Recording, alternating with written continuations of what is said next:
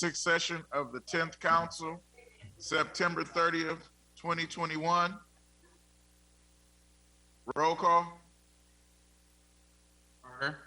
Present. Miller. Petola. Present. Shramsky. Taylor Burks. Waterman. Williams. Present. Mr. President, you have one. Okay. We're going to open the public hearing at 10:09. Anybody like to speak for the public hearing?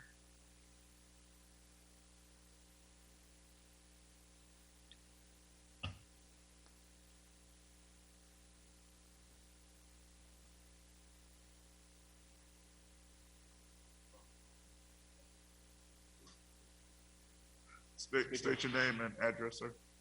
My name is Mark Holland. I live in the city of Pontiac. I'm not gonna give my address, but I do stay in Sterling Lake State. He's not looking for address because of mail I've been receiving that's been threatening. But I have here to speak for the public hearing regarding pilots. We've heard a lot of negative of pilots, and I just want to give some positive of the pilots in the city. The pilot program helped renovate Newman Court Apartments.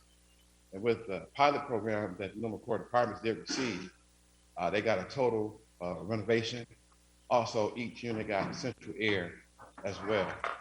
And so I asked this humble body, my former colleagues and the citizens that's been calling me regarding this pilot, the Purdue site has been sitting vacant, dormant for years. It used to be an alternative school, and now it's just sitting. When the former owners, there's been this third ownership here.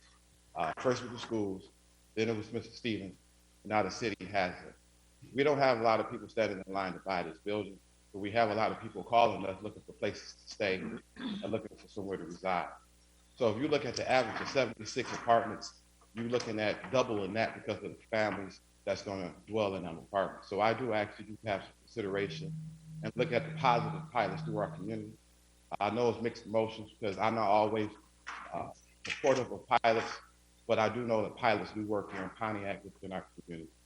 And so I do ask that you guys look at, maybe you say 47 years, but the extra 7 years from a 40 situation still won't make a difference from us, especially if we got something that wasn't on the tax base now that would be back on the tax base. And that area alone definitely needs it, that renovation, and that area alone definitely needs some decent housing.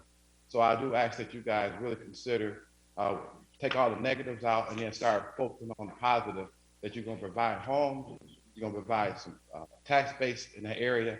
And if we don't take what we get, and lastly, let me just say, I heard someone say sell it for $1, but that would put us a negative of $599,000 in negative. But if we can get the money that we put out for it, which is $600,000, we'll be breaking even. And then we'll be moving in the positive part. When you put families in those homes, that's definitely needed in that area. So I do ask that you guys really consider moving this pilot forward because it will help that area. Thank you again. I am a resident. I pay taxes here. For those that want to check, been here all my life. Have a great one.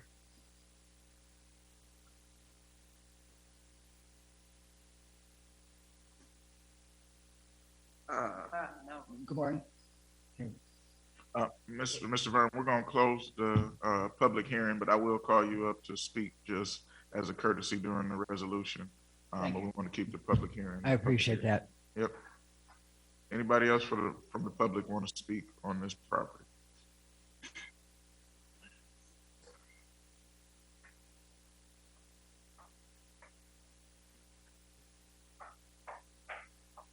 Hi, my name is Larry Jasper from Pontiac Investments.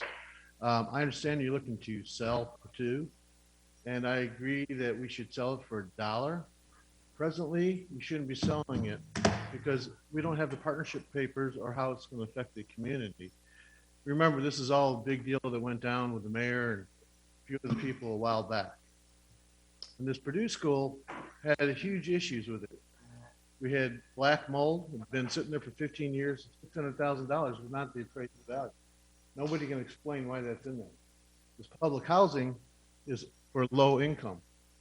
And the deal is really going to hurt Pontiac. And I'll tell you why. They're looking at paying a whole lot of money over the next few years. And how does this affect the bonds or the money that the city's still paying on that partnership deal? We don't know what's going on there, so why are we messing with the deal? And why is the Ottawa Tower up for sale for $5.9 million on one of them, when they paid $7.4 million supposedly from the city of Pontiac? None of this makes any reasonable consideration unless you're liquidating. This is not going to help the city, I can guarantee you. But this is why I set out on a separate meeting. It wasn't put into the regular processing, and they're just slamming the deal through. They want to put this through. Now, I'd like to know where those funds are coming from and who's putting up the money. And I would like to see the books. I'd like to see the partnership agreement.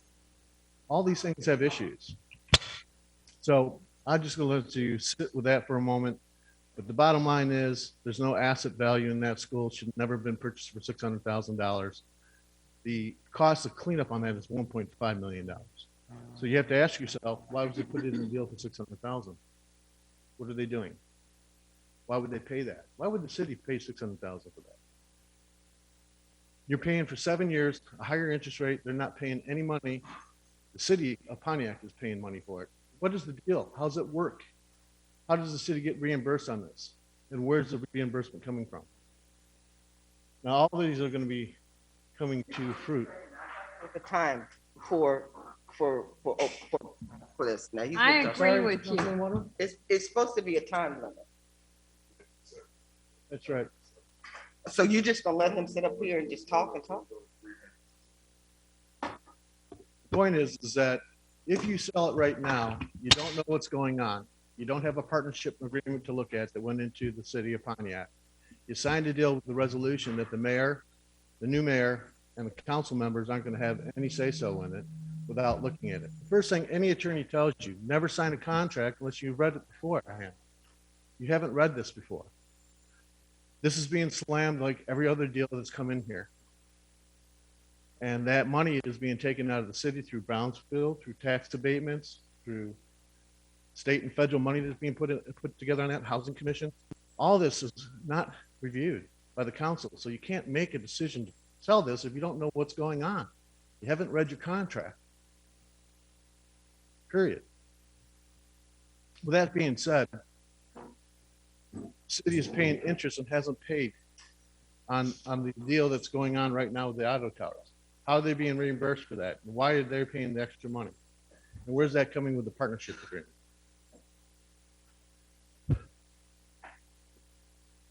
Why has this deal been going on supposedly since March of this year, and yet nobody knows about it until 2 weeks before it's done? Okay, that's your time. All right, thank you very much.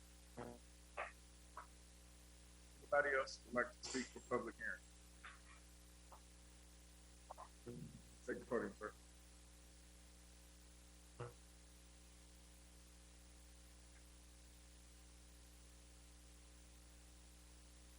Good evening, everyone. Honors to everyone that's Yes, here. state your name. Excuse me. My name is Brian Killian Bay, son of Evelyn LaDuff. I'm here today to speak on behalf of why it seems like Pontiac is always the one when it comes to housing or any type of contracts. We always have to rush into everything. I haven't seen any citizens in that area being able to access any of the development or anything to do with it.